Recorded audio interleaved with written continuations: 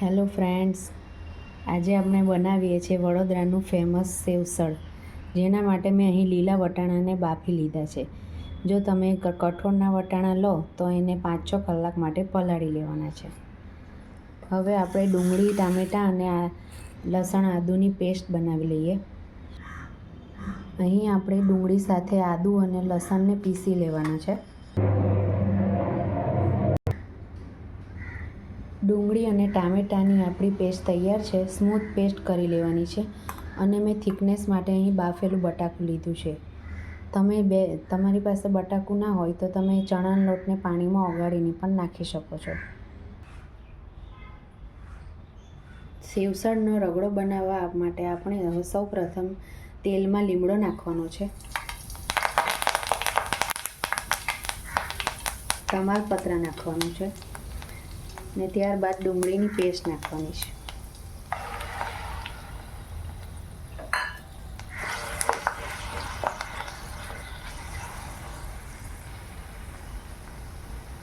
ડુંગળી સંતરાય ત્યાં સુધી તેમાં આપણે હિંગ નાખી દઈએ અને થોડી હળદર નાખી દેવાની છે.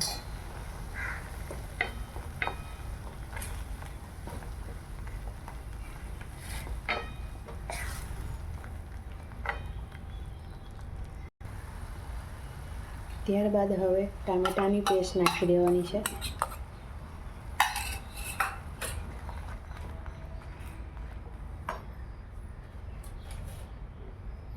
મીઠું નાખી દેવાનું છે સ્વાદ અનુસાર.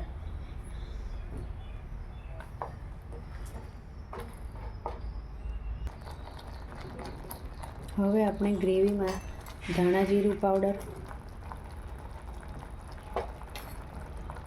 લાલ મરચું પાવડર નાખવાનો છે, કશ્મીરી મરચું પાવડર લીધો છે, થોડો ગરમ મસાલો અને સેવસળનો મસાલો લીધો છે.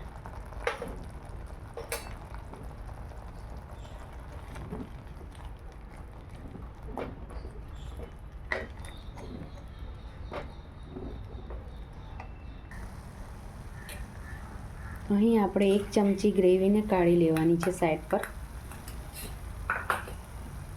અને હવે એમાં આપણે વટાણા નાખી દેવાના છે.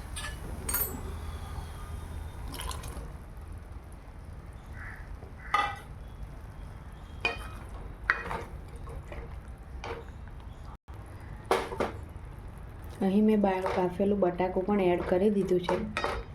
હવે એમાં જરૂરિયાત મુજબ પાણી નાખી દેવાનું છે.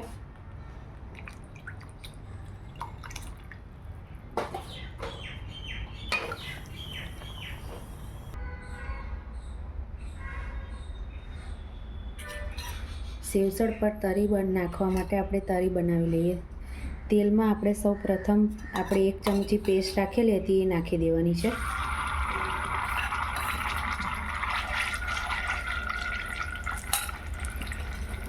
એમાં થોડો આપણે સેવસળનો મસાલો નાખી દેવાનો છે અને 1 ચમચી મરચું પાવડર નાખી દેવાનું છે, કશ્મીરી મરચું.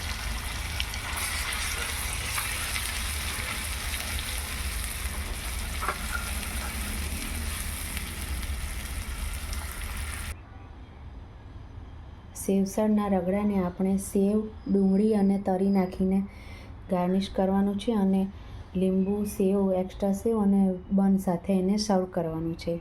જો તમને આજની સેવસળની રેસીપી ગમી હોય તો એને લાઇક, શેર ને સબસ્ક્રાઈબ કરજો. Thank you for watching.